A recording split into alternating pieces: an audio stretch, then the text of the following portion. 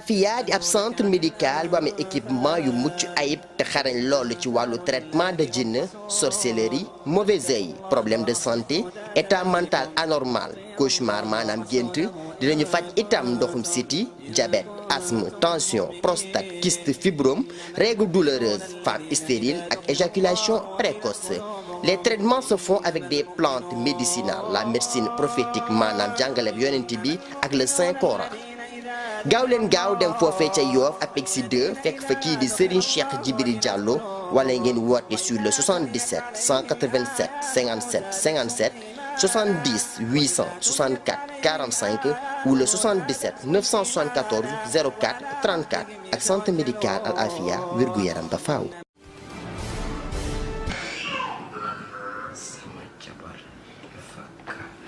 sa jabar dafa gaañu moo tax nga topp ko moom munoo xool keneen ci jinne yi maa dégg la ah jinne de moom jinne la war a nekk mais pas ngay nekk ci doomu aadama wala yow da nga fàtte aaya bi leen yàlla wax wa maa xalaqtul jinna wal insa illaa liya'buduun lan moo tax yàlla ne da leen sàkk yeneen doomu aadama ngeen jaamu ko ngeen topp fii tey jii dugg ci doomu aadama di ko sonal xanaa xamoo doomu aadama xalifatun fil ardi ci kaw suuf moom la yàlla jiital lépp lu nekk ci kaw suuf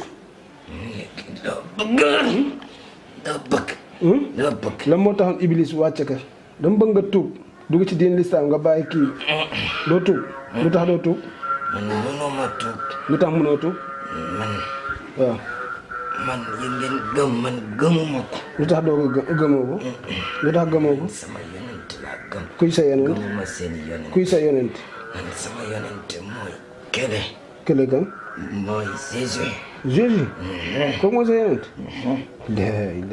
kon yonent bi du sa yonent Muhammad sa. lu tax nga du sa yonent. bokkuma ak moom dara. bokk ak moom dara. wuy ma. xam nga fekk nga ñaari zamaan yëpp. lan moo tax tey jii yàlla ne leen moom moo wàcc yonent bi tamit te ngeen bañ koo gëm. ñun yàlla bu mu yónnee si tey yónnewul beneen yonent. yónnewul beneen yonent. yónnewul beneen yonent. si moom la yam. non non. Muhammad mooy yonent bii mujj. ci yonent yi. daa ngeen déedéet. man gëmuma kooku. Iblis moo la gëm loolu. bàyyi leen kooku. kooku mooy salaam. man toppuma kooku man Jésus laa topp. man toppuma Satan. أعوذ بالله من الشيطان الرجيم بسم الله الرحمن الرحيم إن الدين عند الله الإسلام وما اختلف الذين أوتوا الكتاب إلا من بعد ما جاءهم العلم بغيا بينهم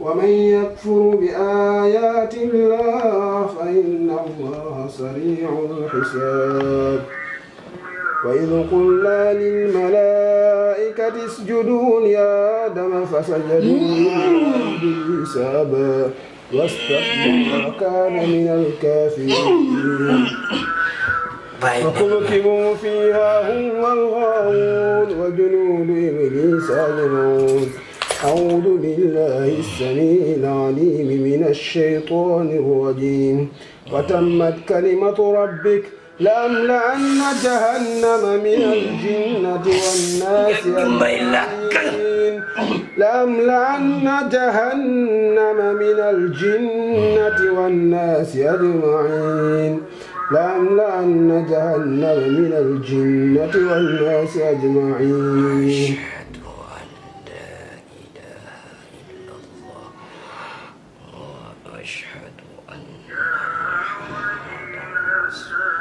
sallallahu alayhi wa sallam lan moo taxoon ngeen téye ko lan moo taxoon ngeen tere ko julli lan moo tax ngeen xañ ko jëkkër lan moo tax ngeen koy diriger. def fu ñuy sonal. daf leen doon sonal est-ce que tuub bi nga tuub yow dëgg la. bàyyi naa bàyyi ko wóor na ban tur nga bëgg ñu jox la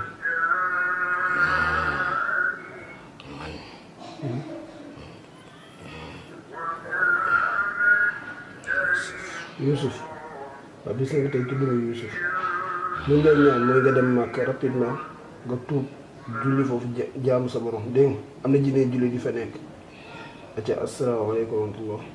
Comme ça là. Kéké ça va? Ça va bien, merci. Baa yaa ngi am jàmm? Oui, ça va, alhamdoulilah. Alhamdulillah. Kéké tey ma ñëw centre médical Al Afia fekk la fi nga bokk ci patient yi il paraît que aussi en même temps ci kër gi nga bokk yaag Djiby am ngeen benn relation bu xaw a bu sérieux et ça se voit que ni am nga foo leen jaar est-ce que mën nga ñu expliquer yaag si jaar ak Djiby?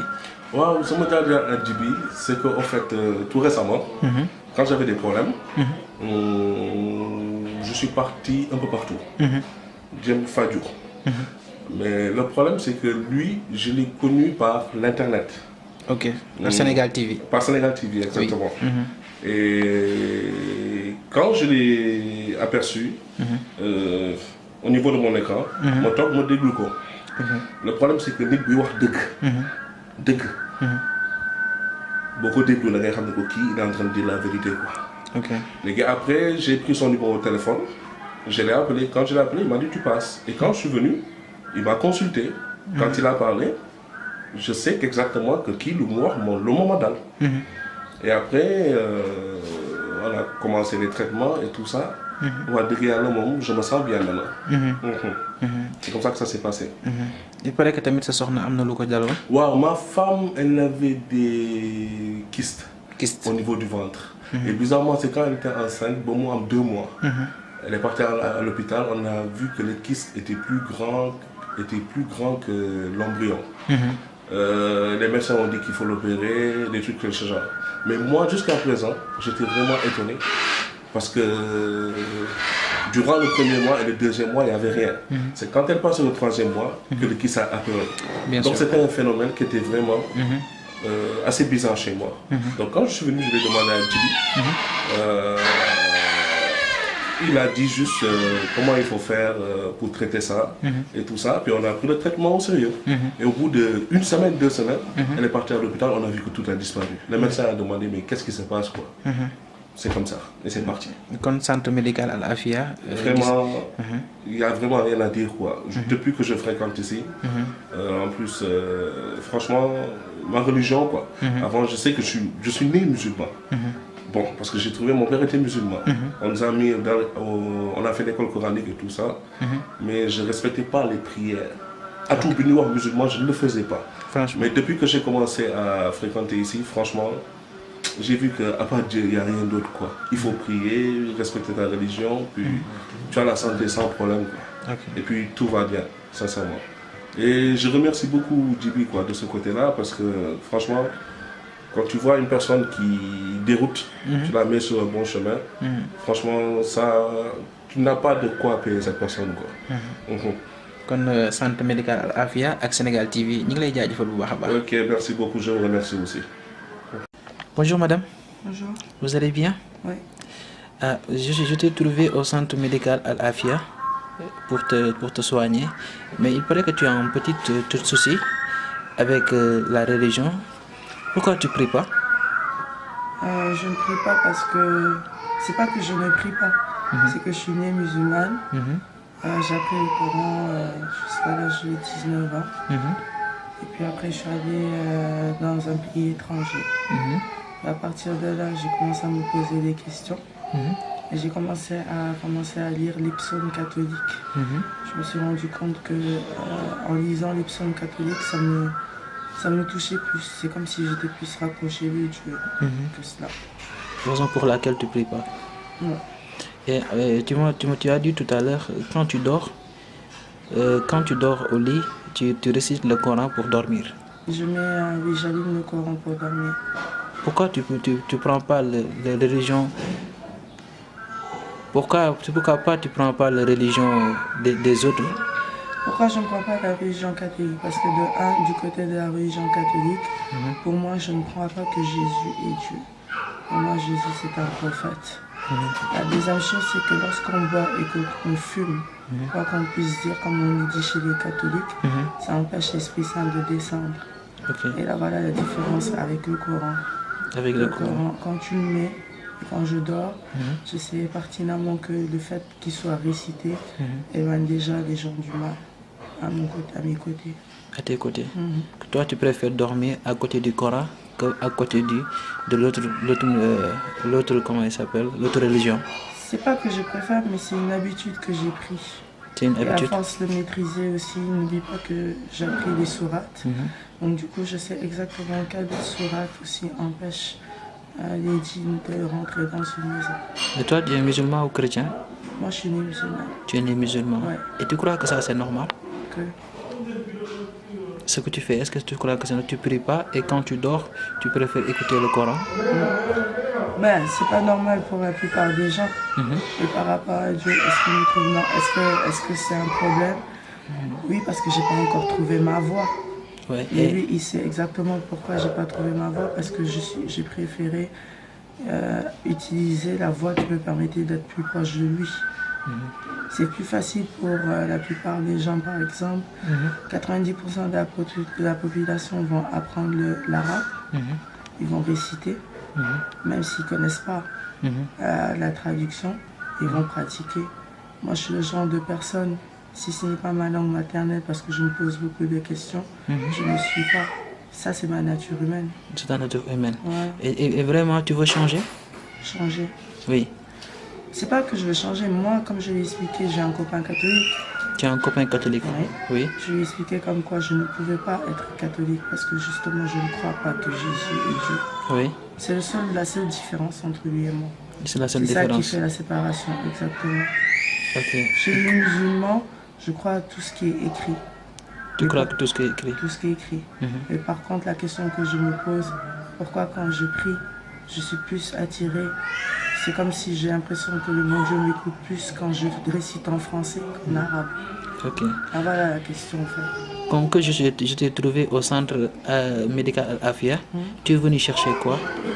J'ai eu des problèmes en fait. Je ne sais pas que c'était des problèmes. Mais après à la longue, j'en ai discuté avec mon frère. Et je pense qu'après avoir fait 2 fausses couches bizarres, oui. Je me suis dit, peut-être qu'il y a quelque chose qui se passe. Il y a quelque chose qui ne va pas? Ouais, exact. Et quand tu es venu ici, qu'est-ce qu'on t'a dit? On m'a fait, comment on appelle ça? Je connais pas exactement. On m'a mis ventouses. Voilà, les ventouses.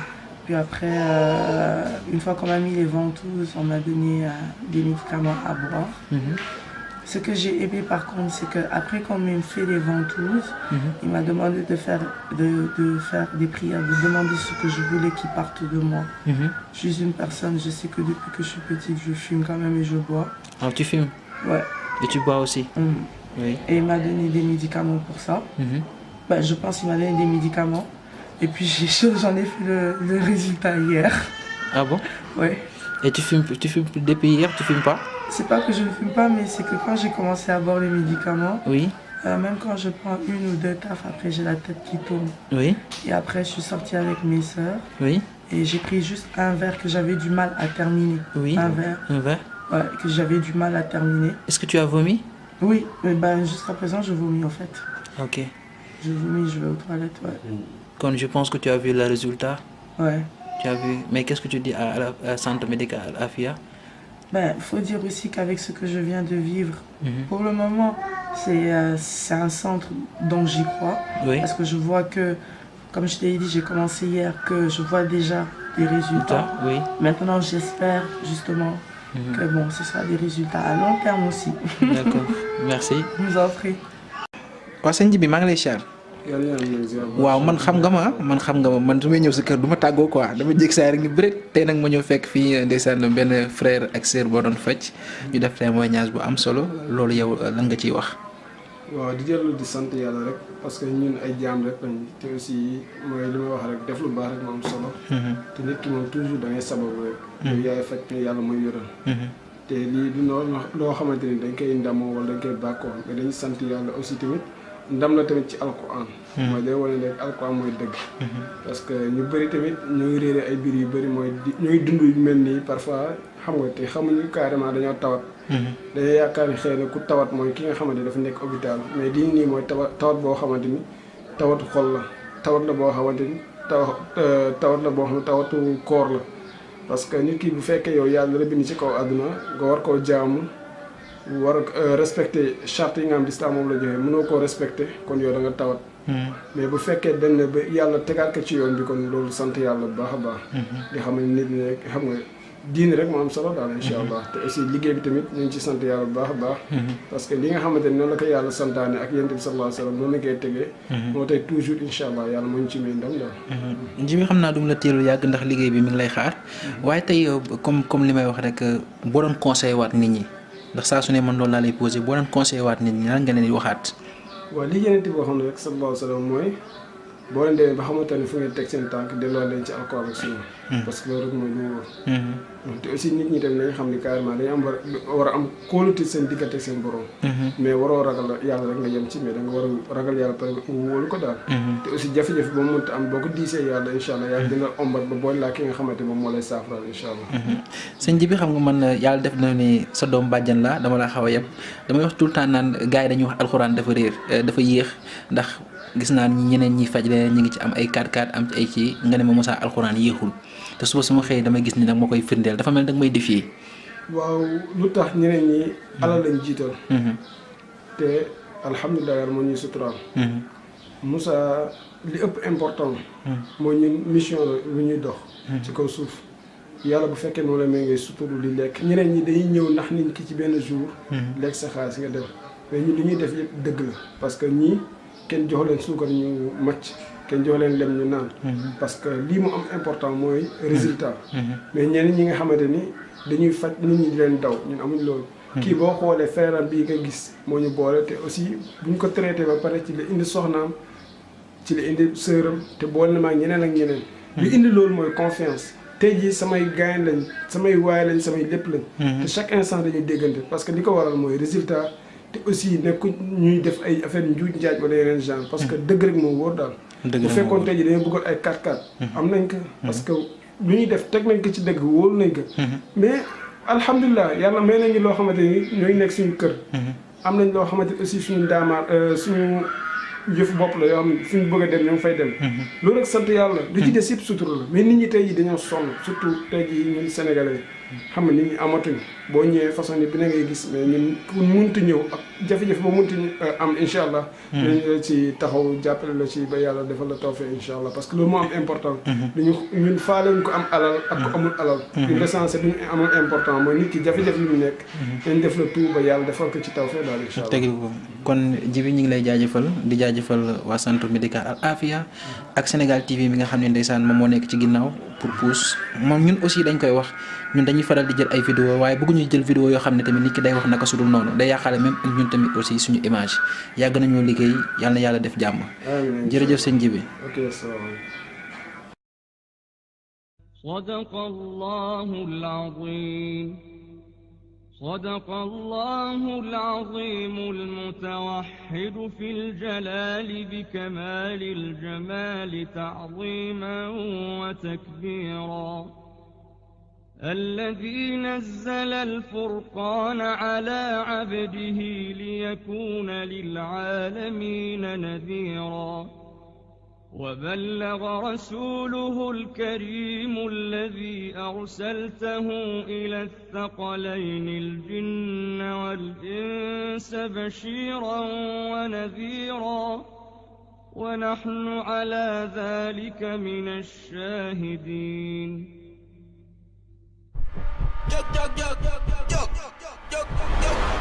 The whole Taco Timber, the whole